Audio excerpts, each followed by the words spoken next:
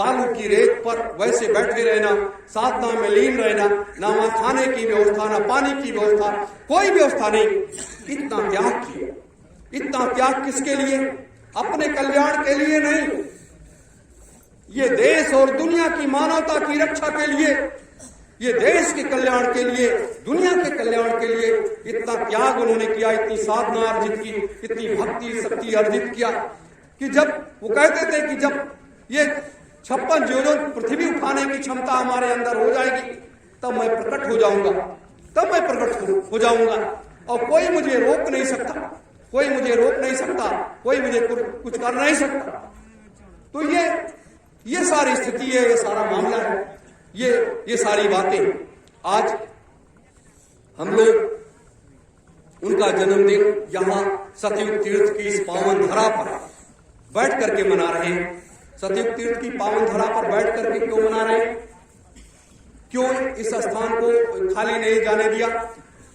क्योंकि अगर यहां अपने लोग नहीं मनाते तो ये ऋषि मुनियों का क्षेत्र है, 88,000 ऋषियों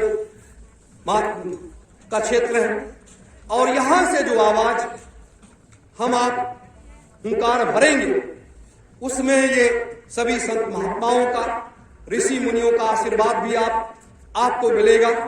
और आदि गंगा माता गोमती जो अपने बगल में बहती है, ये इन शब्दों के ये साक्षी हैं। ये साक्षी है कि इस कार्य को करने के लिए कोई निकला है, कोई करने के लिए उतावला है या कोई करने का संकल्प लिया है। तो हम आप सबों ने इस कार्य को करने का संकल्प लिया है कि हम अपने गुरुदेव के इन महान संकल्पों के कार्य को पूरा करेंगे। जो अधूरा कार्य उनका रह गया है उसको हम पूरा करेंगे। तो हम लोग जब उसको पूरा करने के लिए आगे बढ़ने की तैयारी कर रहे हैं तो वहां पीछे हटने का कोई बात ही नहीं, कोई नाम ही नहीं। ये आपके अंदर ये संकल्प होना चाहिए, प्रेरणा होनी चाहिए, ये भावना होनी चाहिए। और अगर ये भावना नहीं होगी तो आप कैसे उस अधूरे कार्य को पूरा कर पाओगे? कैसे कर पाओगे? हम आपकी सोचे कि वो हमारे साथ कदम से कदम मिलाएंगे। जब हम आप आगे बढ़ेंगे तो कदम से कदम तो मिलाएंगे ही, जाएंगे क्या? वो तो कदम से कदम मिलाएंगे, उन्हीं का आदेश, उन्हीं का आशीर्वाद लेकर के। जिस तरह से हम आप आगे बढ़े, आदेश और आशीर्वाद लेकर के ही तो आगे बढ़े। नहीं तो इस आवाज की जरूरत क्या थी? 30 सालों से इस आवाज को लगाने की क्या जरूरत थी?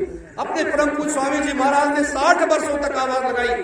बाबा जय गुरुदेव जी महाराज ने 60 वर्षों में आवाज लगाने के बाद 35 करोड़ लोगों को तैयार कर लिया। 35 करोड़ लोग तैयार होने के बाद भी 35 करोड़ लोग तैयार होने के बाद भी जो इतना बड़ा संकल्प था वो कार्य पूरा नहीं हो पाया। वो कार्य नहीं हो पाया क्योंकि वहां राजनीतिज्ञों का एक षड्यंत्र हो गया। राजनेताओं ने वहां एक ऐसा जाल फेंक दिया और उस जाल में वो अपनी मछली निकालने लगे और वहां से काम नहीं पूरा हुआ।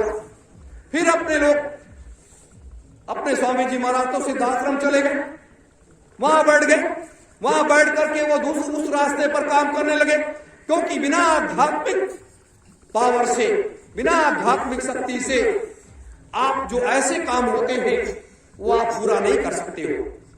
ऐसे बिना आध्यात्मिक शक्ति से ऐसे कार्यों को आप पूरा नहीं कर सकते हो। इसीलिए धर्म नीति और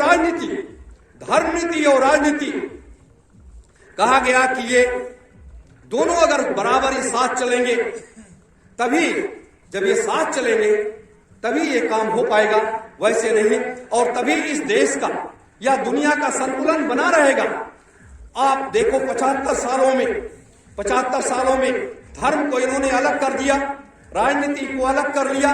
तो जब राजनीति को अलग कर लिया, धर्म एक अंकुश था, तो जब उस अंकुश को हटा दिया नेताओं ने तो इनके ऊपर कोई अंकुश तो रह नहीं गया।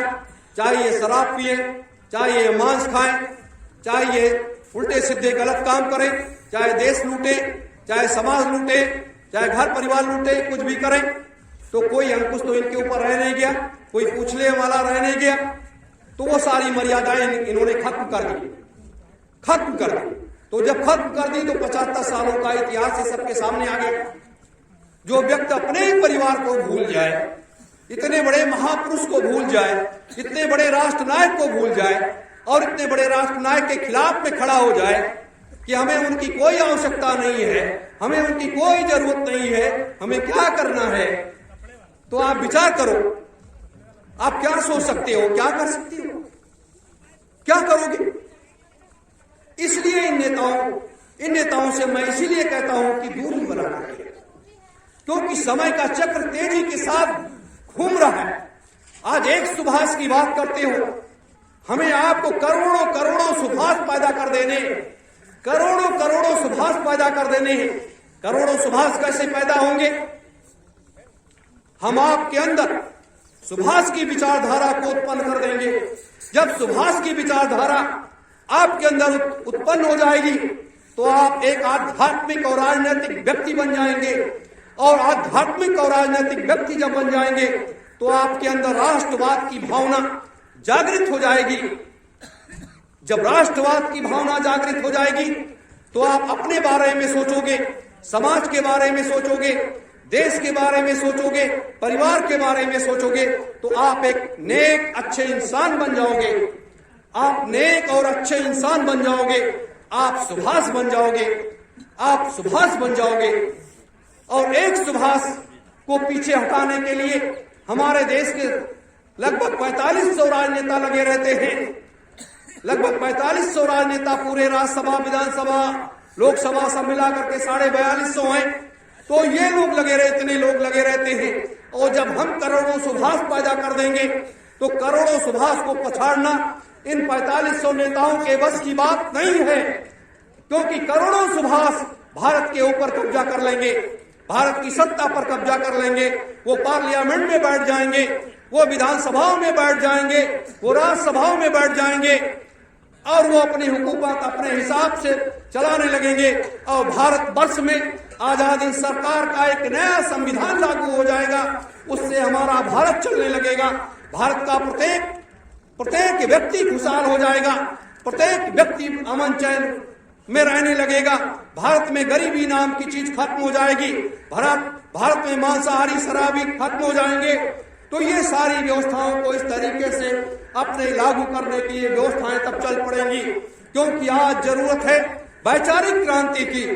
स्वामी जी महाराज ने बहुत पहले कहा था, आने वाला समय एक ऐसा दौर आएगा, एक ऐसा समय आएगा जब वैचारिक क्रांति खड़ी हो जाएगी, और वैचारिक क्रांति के द्वारा भारत में नहीं दुनिया में परिवर्तन हो जाएगा। तो दुनिया में आपकी पूजा होने लगेगी, दुनिया में आपकी पूजा होने लगेगी, दुनिया आपके आगे नतमस्तक हो जाएगा, दुनिया के लोग आपके आगे सर झुका देंगे। वो दौर आएगा, वो समय आएगा। इसलिए मेरे साथियों, मेरे बच्चियों, बच्चे, आप लोग आगे बढ़ो, आगे बढ़ करके और अपने गुरु के ऊपर अटूट विश्वास करो, अपने गुरु के ऊपर अटूट विश्वास करो, क्योंकि ये धर्म का क्षेत्र है, ये कर्म का क्षेत्र है, ये रण का क्षेत्र है। और इस क्षेत्र में कभी भी अपने कदम को हमें आपको पीछे नहीं हटाना चाहिए, कभी भी पीछे नहीं हटाना चाहिए। आज नेताजी के जन्मदिन के शुभ अवसर पर ये बातें मैंने कई सालों के बाद लगभग 9 साल के बाद मैंने आज ये सारी बात आपके बीच में रखी है। 9 साल के बाद, 9 साल में मैंने वैसी चुप्पी साध ली, मैंने वैसी बात नहीं की। लेकिन आज जरूरत है कि हमें उठ करके खड़े होने की जरूरत है, जागने और जगाने की जरूरत है। वो समय आ रहा है, और जिस समय की प्रतीक्षा बहुत पहले से राम ने भी प्रतीक्षा किया, कृष्ण ने भी प्रतीक्षा किया। उन्होंने तो मथुरा छोड़ करके वो तो द्वारिका चले गए, राम अयोध्या छोड़ करके वो तो श्रीलंका तक जाने की योजना बना लिया, वहां तक पहुंच गए। तो हम आप तो अपने अपने घरों को छोड़ करके नैमिष तक आए, नैमिष तक ही तो आए। अब नैमिष से निकल करके, इस सतयुग तीर्थ की पावन धरा से निकल करके, और हमें पूरी दुनिया में जाना है, पूरी दुनिया में जाना है। और जब हम आप पूरी दुनिया में जाएंगे तो दुनिया में ये जो धर्म ध्वजा लगा है ना, इसे क्या कहते हैं? धर्म ध्वजा। ये धर्म की ध्वजा है, ये धर्म की ध्वजा है। इस धर्म की ध्वजा को पूरी दुनिया में फहराना है। और जब आप पूरी दुनिया में धर्म की ध्वजा को फहराओगे तो एक धर्म बचेगा, सनातन धर्म। एक धर्म रहेगा, सनातन धर्म। ये इतना बड़ा प्लेटफॉर्म, इतना बड़ा कार्य, इतनी बड़ी योजना, इतनी बड़ी व्यवस्था इन महापुरुषों के बस की बात है। इन महापुरुषों ने ये प्रेरणा दिया, ये जागृति दी, ये व्यवस्था दिया, ये सारे कार्य दिए, तब इस तरीके से अपने लोगों ने करने की आगे की रणनीति पर काम करना शुरू किया। ये कार्य आगे का ये होने जा रहा है। तो इस पर हमें आपको स्वयं जगाने की जरूरत है। आज जैसे नेताजी का जन्मदिन है, 19 मार्च को परम संत बाबा जय गुरुदेव जी महाराज का जन्मदिन है, तो 19 मार्च को भी परम पूज्य स्वामी जी महाराज के जन्मदिन पर जो युग परिवर्तन का जो सबसे बड़ा संदेश है, युग परिवर्तन का जो सबसे बड़ा संदेश है, जिसे हम चौथे महायज्ञ की भूमिका कहते हैं, वो एक संदेश पूरे हिंदुस्तान में नहीं पूरी दुनिया में फैल जाएगा। जब वो पूरी दुनिया में फैलेगा तो वो भी एक नया गुल खिलाएगा, एक नया सवेरा लेकर के आएगा।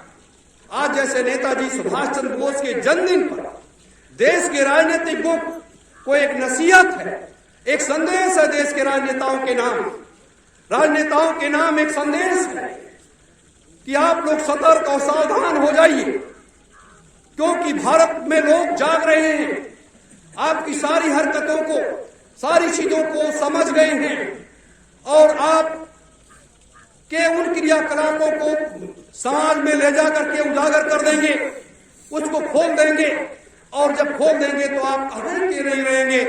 क्योंकि एक सबसे बड़ा उदाहरण है नेताजी सुभाष चंद्र बोस।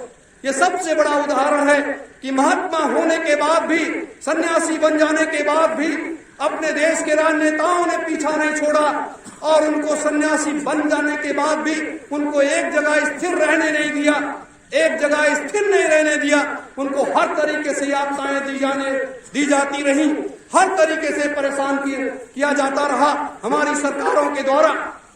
तो इन सरकारों को अब सतर्क और सावधान हो जाना चाहिए, क्योंकि 1995 से भी संत सम्राट जी ने कहा था 2020-22 तक का समय हमने दे रखा है, तो उसमें आप लोग अपने समय को काट लो, अपने समय को काट लो।